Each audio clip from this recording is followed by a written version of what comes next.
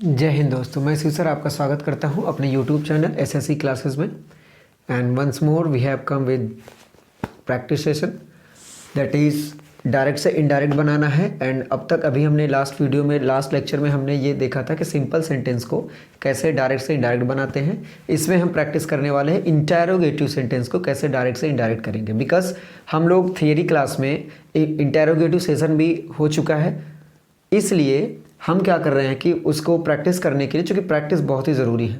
सो हमारे पास अभी जो भी 8-10 जो भी क्वेश्चन है, मतलब 7 question are on the board पे 7 क्वेश्चन है, उसी को हमने ट्रांसफॉर्म करना है, डायरेक्ट से इनडायरेक्ट करना है। And these are from the interrogative sentence because we have done interrogative sentence in a theory class. कैसे हमें करना होता है वो चीज़ें हम कर चुके हैं। तो चलिए without losing our time start करते हैं। ठीक, इसमें पहला क्वेश्चन है her mother said do you have anything, and the second question is he said to her what do you want.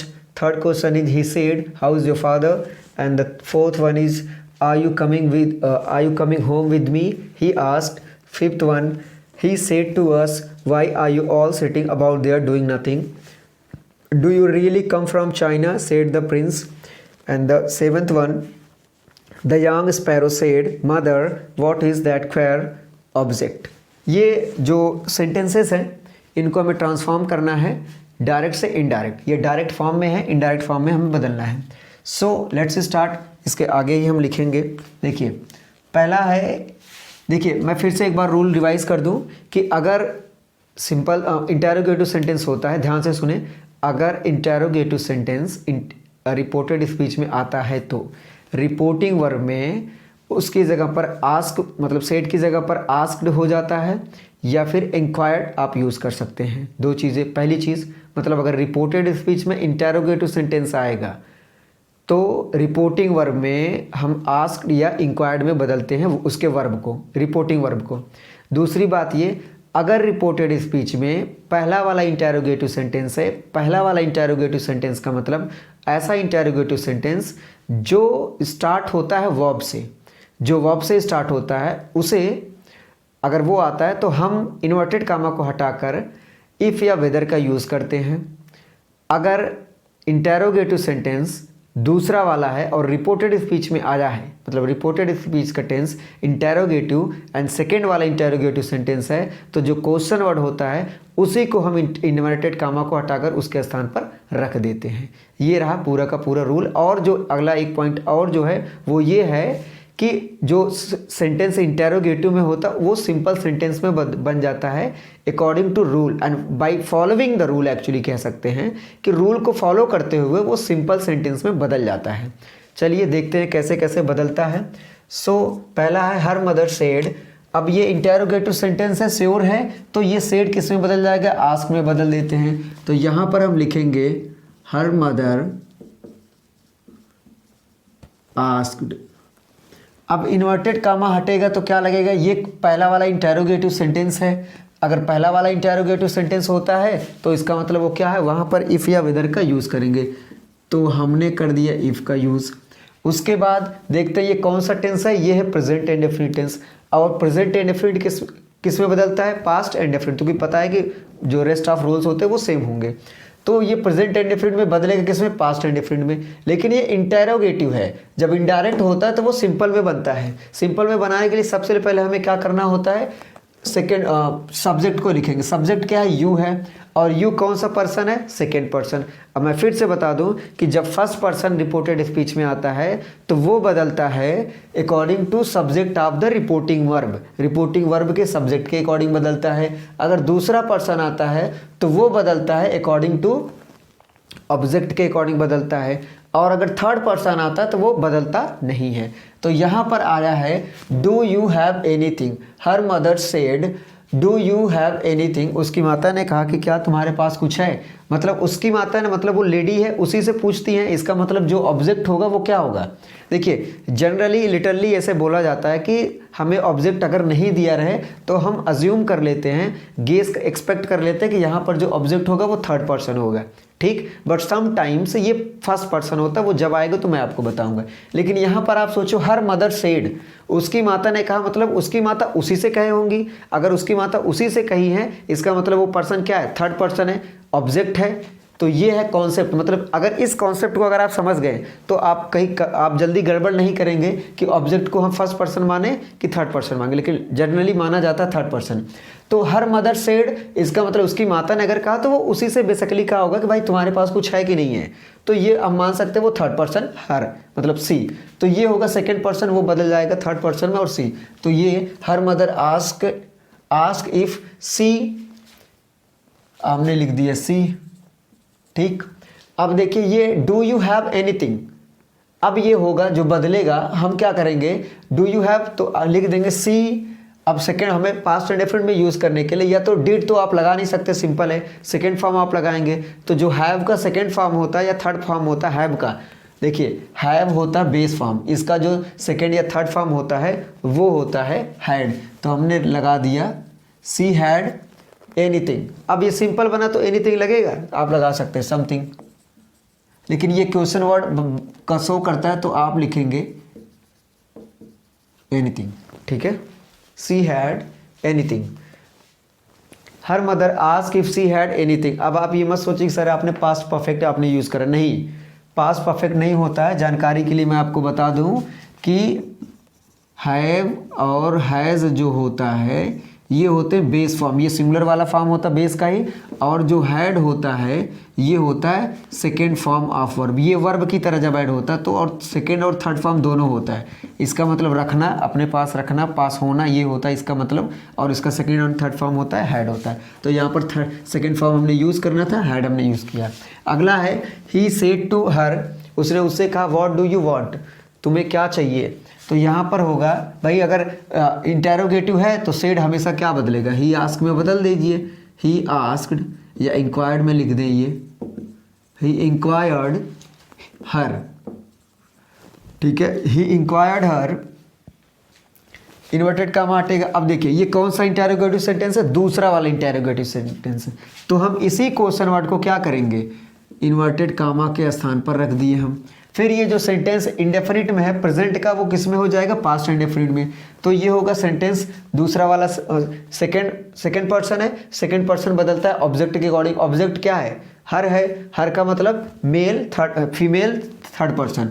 अब अगर मेल थर्ड पर्सन सिंगुलर है तो यहाँ पर उसके लिए जो नॉमिनेटिव केस होगा, ये तो ऑब्जेक्टिव केस में है, तो यहाँ पर हमें चाहिए सब्जेक्टिव केस। इसका जो सब्जेक्टिव या नॉमिनेटिव केस होता है वो होता है सी होता है। अब ये पास्ट इंडेफिनिट में बदला जाएगा, बिकॉज ये किस में है, पास्ट प्रेजेंट इंडेफिनिट में है। तो ये बदल जाएगा सी वांटेड, ये आपका हो गया, ठीक। तो ये किस में बदल गया, पास्ट इंडेफिनिट में। सिंपल में बदलना होता है, ये तो आपको पता ही है। तो he inquired her what she wanted, उसने पता लगाया कि उसे क्या चाहिए था। He said how is your father, उसने कहा कि ही आस्क्ड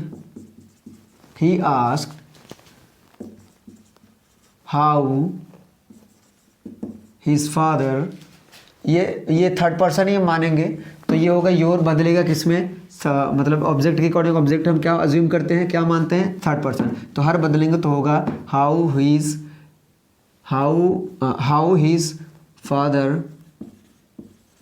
अब ये देखिए इज है, इज एम आर किस में बदलता है, वॉज एंड वर में बदलता है। तो हम लिखेंगे he ask how his father was, ठीक।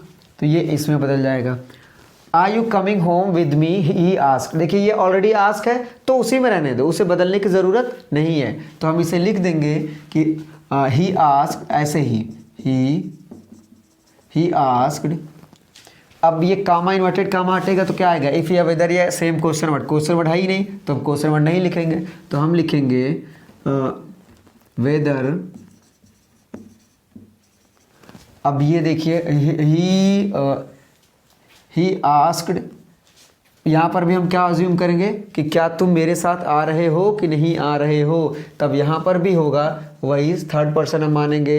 ये है प्रेजेंट कंटिन्यूअस टेंस, बदलेगा किसमें, पास्ट कंटिन्यूअस टेंस। अगर ये पास्ट कंटिन्यूअस टेंस में बदलेगा तो ये होगा weather he was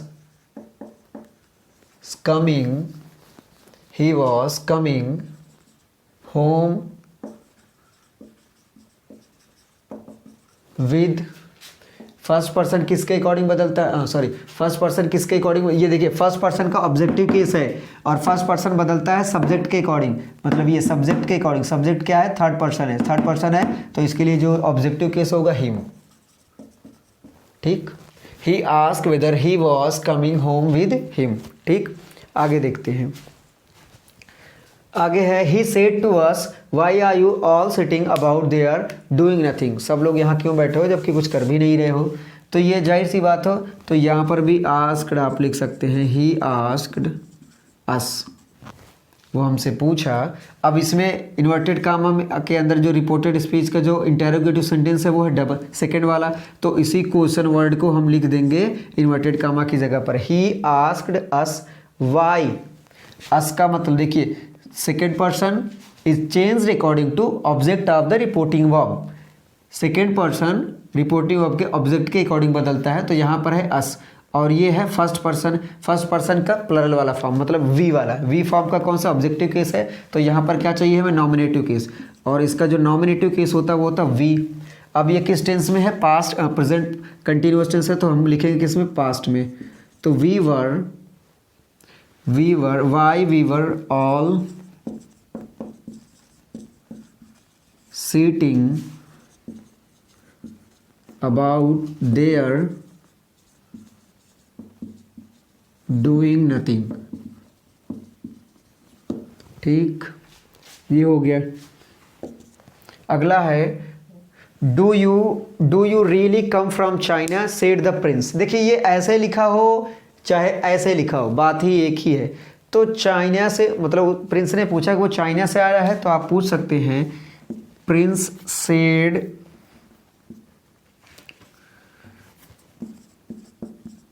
Prince asked if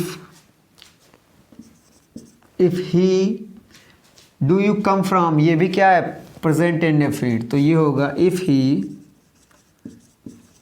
came from China, if he came from China। The young sparrow said mother what is that queer object. तो ये हमें करना है, तो एक चीज़ आप हमेशा याद रखें, ये इसका है, जब कभी भी जो अंदर आता है रिपोर्टेड स्पीच के अंदर के, जैसे ब्रदर या किसी का नाम आ गया, कि जैसे वो कह सकते you know Rahul that is very good, तो ये जो यू नो राहुल हमने यूज़ किया वो इन्वर्टेड कामा में।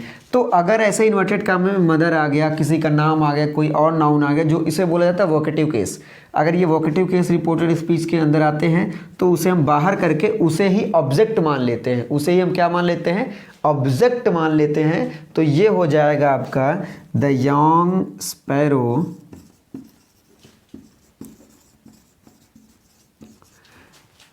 Asked mother. अब ये क्या है, इंटेरोगेटिव सेंटेंस, अगर ये इंटेरोगेटिव सेंटेंस है और ये क्या है, सेकेंड वाला होता है, तो हम उसी क्वेश्चन वर्ड को इन्वर्टेड कामा की जगह पर लिख सकते हैं। What that was cure object. ठीक है, what that